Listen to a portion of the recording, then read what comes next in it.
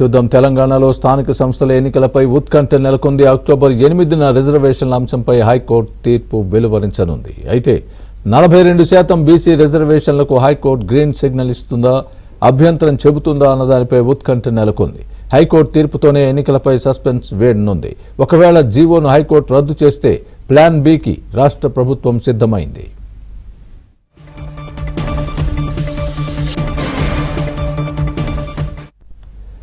అటు స్థానిక సంస్థల ఎన్నికలపై బీజేపీ ఫోకస్ పెట్టింది. అభ్యర్థుల ఎంపికపై కసరత్తు మొదలుపెట్టింది.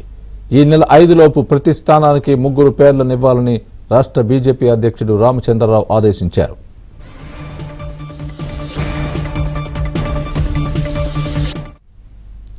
ఇదే అంశానికి సంబంధించి పూర్తి అప్డేట్ మా ప్రతినిధి నరసింహరావు చెబుతారు. నరసింహరావు. స్వామి, ఇప్పటికే స్థానిక సంస్థల ఎన్నికలకు సంబంధించినటువంటి షెడ్యూల్ విడుదలైంది. ఇటు ఎంపీటీసీ జెడ్పీటీసీలకు 2 విడతల్లో ఎన్నికలు నిర్వహించాలని చెప్పి, ఇటు గ్రామ పంచాయతీలకు 3 విడతల్లో ఎన్నికలు నిర్వహించాలని చెప్పి ఎన్నికల సంఘము అందుకు సంబంధించినటువంటి షెడ్యూల్ని కూడా విడుదల చేసింది. అక్టోబర్ 9 నుంచి నోటిఫికేషన్ విడుదలయ్యి అదే రోజు నుంచి నామినేషన్ల స్వీకరణ ప్రక్రియ కూడా ప్రారంభిస్తామని చెప్పి అనౌన్స్ చేసింది. అయితే ఒకవైపు ఎన్నికల షెడ్యూల్ విడుదలై అందుకు సంబంధించినటువంటి ఏర్పాట్లన్నీ కూడా దాదాపుగా పూర్తయినప్పటికీ గ్రామాల్లో మాత్రం ఇప్పటికీ ఈ ఎన్నికలపైన ఒకంత అనుమానాలు అయితే వ్యక్తం అవుతూ ఉన్నాయి. అసలు నిజంగా ఈ ఎన్నికలు యథావిధిగా షెడ్యూల్ ప్రకారం జరుగుతాయా, లేదంటే వాయిదా వేస్తారా, లేదంటే రీషెడ్యూల్ చేయాల్సి వస్తుందా, ఈ రకమైనటువంటి చర్చ గ్రామాల్లో జరుగుతూ ఉంది. ఎందుకనంటే దీనికి ఒక రీజన్ కూడా లేకపోలేదు. ఎందుకనంటే ఇప్పటికే స్థానిక సంస్థల్లో 42% బీసీలకు రిజర్వేషన్ కల్పిస్తూ రాష్ట్ర ప్రభుత్వము జీవోను జారీ చేసింది. అంటే ఈ జీవో ప్రకారము మొత్తం ఇప్పుడు ఈ రిజర్వేషన్లు 69%కి చేరుకున్నాయి. సో అంటే దీని ప్రకారము అయితే ఇక్కడ ఒక మెలుకుంది. సుప్రీంకోర్టు ఇచ్చినటువంటి ఆదేశాల ప్రకారము రిజర్వేషన్లు 50% మించకూడదు అనేటువంటిది ఒకటి సుప్రీంకోర్టు ఆదేశాలు ఉన్నాయి. ఈ నేపథ్యంలో 42% బీసీ రిజర్వేషన్లని స్థానిక సంస్థల్లో కల్పించడాన్ని, జీవో విడుదల చేయడాన్ని సవాల్ చేస్తూ కొంతమంది హైకోర్టును ఆశ్రయించారు. హైకోర్టు దీనిపైన విచారణ ఇప్పటికే చేపట్టింది. ఇరుపక్షాల వాదనలు కూడా వినింది. ఇటు గవర్నమెంట్ వాదనలు విన్నది, మరొక వైపు అటు ఎవరైతే పిటిషనర్ ఉన్నారో 42% రిజర్వేషన్ని సవాల్ చేస్తూ వారి వాదనలు కూడా విన్నది. సో మళ్ళీ వాయిదా వేసింది. అక్టోబర్ 8వ తేదీకి ఈ కేసును వాయిదా వేసింది. 8వ తేదీన తిరిగి మళ్ళీ విచారించబోతా ఉంది. ఆ రోజు మళ్ళీ వాదనలు కూడా వినబోతుంది.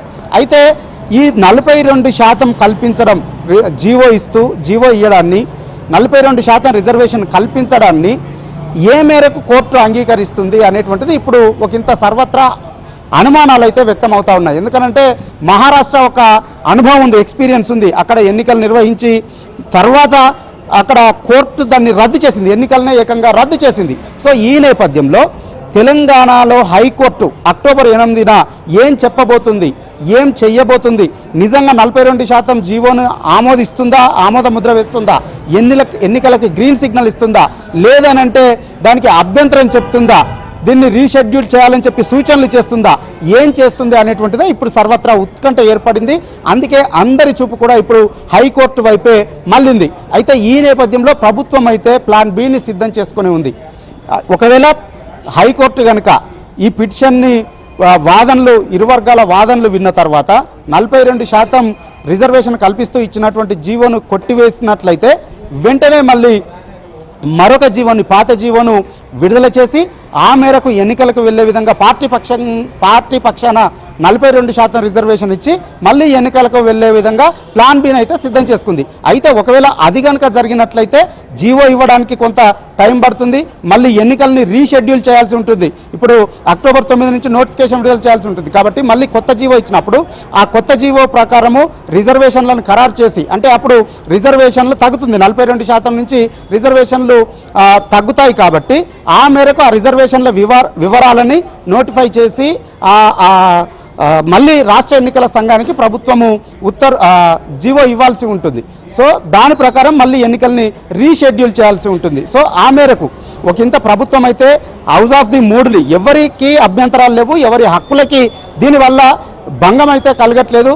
ఎస్సీలకు, ఎస్టీలకి వారి జనాభా ప్రాతిపదికన రిజర్వేషన్లు కలుగుతున్నాయి. ఈడబ్ల్యూఎస్ రిజర్వేషన్లు ఇచ్చినప్పుడు కూడా అప్పుడు ఎవరు కూడా అభ్యంతరం చెప్పలేదు. ఇక్కడ దీనివల్ల కూడా ఎవరికి నష్టం జరగట్లేదు కాబట్టి, అంతేకాకుండా పార్టీలు కూడా ఏ పార్టీ అభ్యంతరం చెప్పడం లేదు కాబట్టి దీనిపైన ముందుకే వెళ్ళాలి, దీనికి అనుమతి ఇవ్వాలని చెప్పి రాష్ట్ర ప్రభుత్వం అయితే ఒకంత బలమైనటువంటి వాదనలు వినిపిస్తూ ఉంది. రేపు 8వ తారీఖున కూడా వినిపిస్తామనేటువంటి మాట చెప్తా ఉంది. దీనికి ఏ విధమైనటువంటి ఇబ్బంది రాకపోవచ్చు అనేటువంటి ఒక విశ్వాసంతో అయితే రాష్ట్ర ప్రభుత్వం ఉంది. కానీ అక్కడ ఏదైనా ఇబ్బంది కలిగితే కోర్టు ప్రతికూలమైనటువంటి తీర్పును కనుక ఇచ్చినట్లయితే మళ్ళీ ప్లాన్ బి ప్రకారము పార్టీ పరంగా 28% ఇచ్చి మునుపటి లాగానే పాత పద్ధతిలోనే రిజర్వేషన్లని కల్పిస్తూ జీవోను విడుదల చేసి ఆ మేరకు ఎన్నికలకు వెళ్లే విధంగా సంసిద్ధమైంది. అయితే అట్లా జరిగితే మాత్రము ఒకంత మళ్ళీ రీషెడ్యూల్ చేసుకొని మళ్ళీ 2 వారాల పాటు వెనక్కి జరిగేటువంటి అవకాశాలు మాత్రం ఉన్నాయి. ఈ నేపథ్యంలో అక్టోబర్ 8వ తేదీన హైకోర్టులో ఏం జరుగుతుంది అనేటువంటిది ఇప్పుడు సర్వత్రా ఆసక్తిగా మారిందని చెప్పొచ్చు. Swami right Narsing, thanks for the update.